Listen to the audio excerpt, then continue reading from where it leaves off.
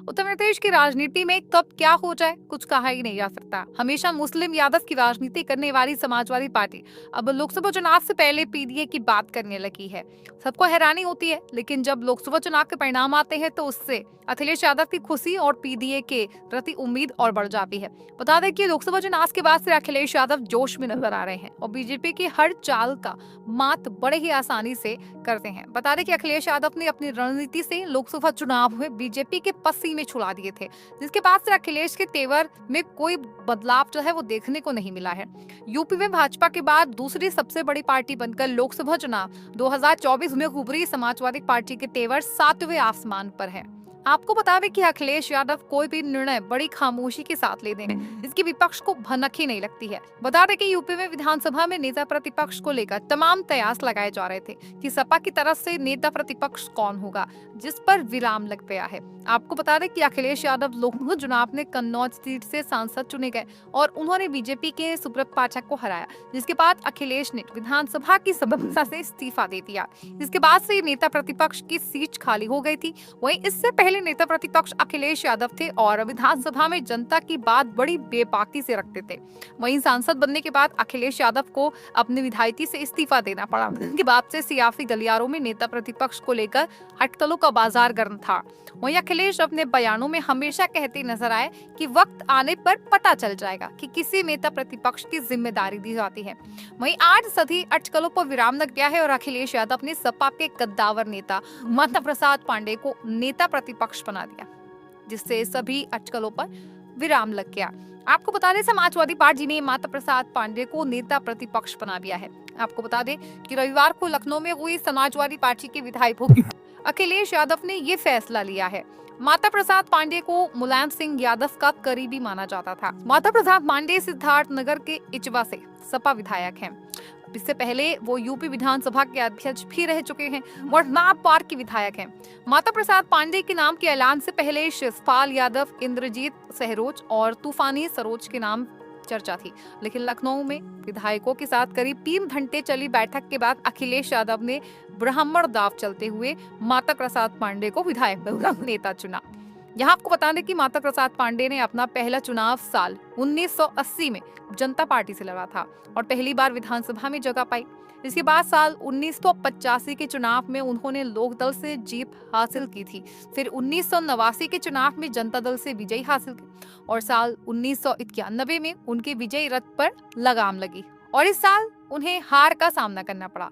वहीं साल 1996 के चुनाव में भी उन्हें फिर से पराजय का सामना करना पड़ा। इन दोनों चुनाव में से ये तीसरे नंबर पर रहे। आपको बता दें कि साल 2002 के चुनाव में सपा प्रत्याशी के रूप में इन्होंने चुनाव लड़ा और एक बार से सदन में पहुंचे। इसके बाद 2007 और 2012 में माता प्रसाद पांडे फिर से सपा से ही विधानसभा पहुंचे। हालांकि 2017 के विधानसभा चुनाव में उन्हें हार का सामना करना पड़ा था और साल 2022 में अखिलेश यादव ने इन सब पर एक बार फिर से भरोसा जताया और चुनाव मैदान में उतारने का फैसला किया। इस बार माता प्रसाद अखिलेश के उम्मीदों पर खरा उतरे और जीत हासिल कर 7वीं बार विधानसभा पहुंचे। 1991 में स्वास्थ्य मंत्री तथा 2003 में श्रम और रोजगार मंत्री बने रहे। आपको बता दें कि माता प्रसाद पांडे का जब 31 दिसंबर 1942 को सिद्धार्थनगर में हुआ है। छात्र जीवन से ही उनका झुकाव राजनीति की ओर था। समाज के गरीब और वंचित लोगों के उत्थान के लिए ये कई मुलायम सिंह के जमाने से राजनीति करते आ रहे हैं। माता प्रसाद की गिनती पार्टी के कद्दावर नेताओं में होती है। पिछले चुनाव में सिद्धार्थनगर और उनके आसपास के जिलों की कुछ सीटों पर टिकट वितरण में भी अहम भूमिका निभाई थी। वहीं अब सपा प्रमुख अखिलेश यादव ने माता प्रसाद पांडे पर भरोसा जताते हुए नेता प्रतिपक्ष चुना है और माता प्रसाद पांडे में विधानसभा में लोहा मनवाने का काम करेंगे। बता दें पीडीए की राह पर चलती हुई सपा ने बड़ा दाव खेलते हुए ब्राह्मण चेहरे को नेता प्रतिपक्ष बनाकर ब्राह्मण वोट को अपनी तरफ खींचने का दाव चला है, जिससे बीजेपी चारों खाने चित होती नजर आ रही है। लोकसभा चुनाव में बीजेपी में एक कलह शुरू कराने के बाद अखिलेश यादव ने ब्राह्मणों को बड़ा संकेत देते हुए माता प्रसाद पांडे को बड़ी जिम्मेदारी दी है, जिससे नियासी पारा बढ़ा हुआ है। लोकसभा चुनाव से अखिलेश की रणनीति को बीजेपी भाप नहीं पा रही है और अखिलेश का एक के बाद एक बड़ा दाव चलता नजर आ रहा है। आपको बता रहे यूपी बीजेपी में कलह शांत होने का नाम नहीं ले रही है। लोकसभा चुनाव के बाद से सीएम को हटाने को लेकर दोनों डिप्टी सीएम ने बगावत कर दी है, जिसके बाद ये मामला जो है वो दिल्ली तक पहुंचा और जहां दोनों डिप्टी सीएम और सीएम योगी आदित्यनाथ ने मोदी समेत वरिष्ठ नेताओं को यहां हाजिरी लगाई, जिसके बाद सीएम हटाने की जगह डिप्टी सीएम हटाने की चर्चा ने जोर पकड़ लिया है। आपसे कलह और सीएम की कुर्सी की चाह ने डिप्टी सीएम की कुर्सी पर ग्रहण लगा दिया है, जिसके बाद से सियासी माहौल और बिगड़ गया है। बता दें बीजेपी के अंतर कलह ही बीजेपी को ले डूबेगी और उत्तर प्रदेश सहित सभी राज्यों से बीजेपी का पूरी तरह से सफाया हो जाएगा। योगी को हटाने की चाह दोनों डिप्टी सीएम को ले डूबने वाली है। इस बीच उत्तर प्रदेश में जारी घमासान के बाद जो है वो बिहार में भी घमासान मच गया है। तेजस्वी यादव ने नीतीश कुमार को चारों खाने चित करने के लिए बिहार यात्रा की शुरुआत तो करने जा रहे हैं। आपको बता रहे तेजस्वी यादव यात्रा के माध्यम से बिहार की जनता से सीधा संवाद करेंगे और जनता की समस्याओं को जानकर उनके हिसाब से रणनीति बनाकर काम भी करेंगे। बता दें बिहार के नेता प्रतिपक्ष तेजस्वी यादव की प्रस्तावित बिहार यात्रा का ब्लूप्रिंट जो है वो तैयार। यात्रा का नाम क्या होगा और इसके प्रारंभ तब होगा, क्या डेट होगी इसकी तो फिलहाल कुछ घोषणा नहीं है, बहुत जल्दी हो जाएगी। वहीं चर्चा है कि 17 अगस्त से यात्रा का पहला जो चरण है वो शुरू होगा। पार्टी के सभी विधायकों को निर्देश जारी किया गया है कि वे अभी से अपने विधानसभा क्षेत्र में बिहार यात्रा की तैयारियों और प्रचार प्रसार में जुटे और स्थानीय लोगों से संवाद करें और उन्हें यात्रा का ब्यौरा दें। आपको बता दें कि लोकसभा चुनाव में कड़ी मेहनत के बाद भी राजद का प्रदर्शन आशा अनुरूप जो है वो नहीं रहा। हालांकि पार्टी ने लोकसभा में 4 सीटों पर जीत दर्ज कराई, लेकिन ये जीत उम्मीदों के अनुसार नहीं भी, जिसको देखते हुए अभी से तेजस्वी यादव विधानसभा चुनाव की तैयारी में जुट गए हैं। बिहार में अगले वर्ष होने वाले विधानसभा चुनाव के मद्देनजर तेजस्वी ने विधानसभा क्षेत्र में अपनी पकड़ मजबूत बनाने के लिए 15 अगस्त के बाद से बिहार भ्रमण की घोषणा की थी। वहीं अब उन घोषणा पर अमल की तैयारी शुरू हो गई है।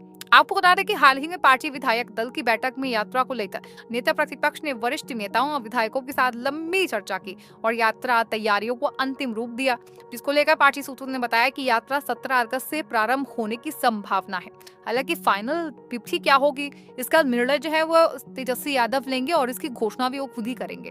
वहीं यात्रा के दौरान नेता प्रतिपक्ष आम लोगों से मिलकर के बिहार के लिए विशेष पैकेज और मदद का मुद्दा उठाएंगे। आपको बता रहे कि जनता को बताया जाएगा कि बीते 24 वर्षों से राजद बिहार के विशेष दर्जे के लिए संघर्षरत है। इसके बावजूद केंद्र सरकार बिहार के साथ सौतेरा व्यवहार कर रही है। इस दौरान मुख्यमंत्री नीतीश कुमार को भी कटघरे में खड़ा करने के प्रयास होंगे। वहीं इस मुद्दे के साथ ही महंगाई, रोजगार, आरक्षण की बढ़ी सीमा को संविधान की 9वीं अनुसूची में शामिल करने जैसे मुद्दों पर भी नेता प्रतिपक्ष जनसंवाद करेंगे और एक बार राज्य में राजद की सरकार बनाने के लिए समर्थन मांगेंगे। जानकारी के अनुसार यात्रा के दौरान पार्टी के राज्यसभा सदस्य जो हैं मनोज झा और संजय यादव और पार्टी के कुछ अन्य वरिष्ठ नेता जो हैं तेजस्वी यादव के साथ चलेंगे। यात्रा जिस जिले में होगी वहां के प्रभारी और विधायक जुड़ेंगे।